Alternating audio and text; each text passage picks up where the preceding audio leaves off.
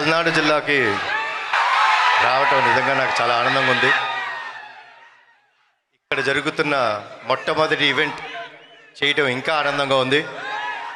ముందుగా మీడియా మిత్రులకు, మా నరసరావుపేట ప్రజలందరికీ ఉగాది శుభాకాంక్షలు అండ్ రంజాన్ శుభాకాంక్షలు.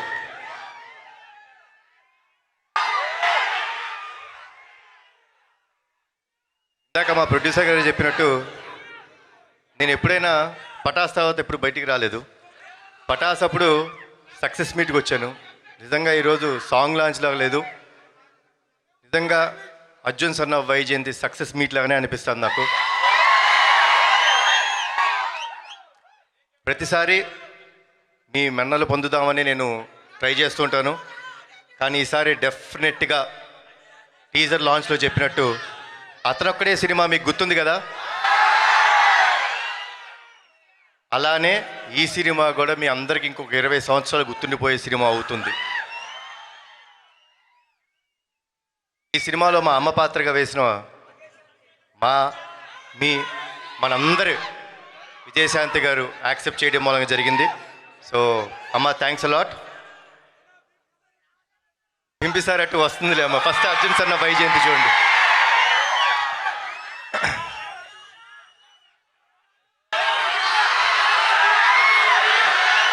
అన్నీ వస్తాయి. ముందుగా మీ అందరికి ఒక విషయం చెప్దాం అనుకుంటున్నాను.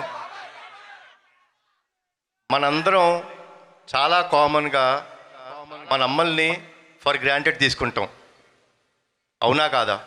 ఎందుకంటే వాళ్ళు ఇంట్లో ఉంటారు, పని చేస్తుంటారు, పొద్దున్నే లేగుస్తారు, మనకి టిఫిన్ పెడతారు, మన బట్టలు ఉతుకుతారు, మనకి ఇస్త్రీ చేసి పెడతారు. మనం చివరికి ఇంటికి వచ్చే రాత్రి వరకు వెయిట్ చేసి మనకు భోజనం పెట్టి ఆవిడ పడుకుంటుంది.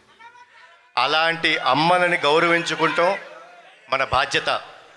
వాళ్ళ కోసం ఎంత త్యాగం చేసినా తప్పులేదు. ఇందులో ముఖ్యంగా ఒక విషయం చెప్తారండి.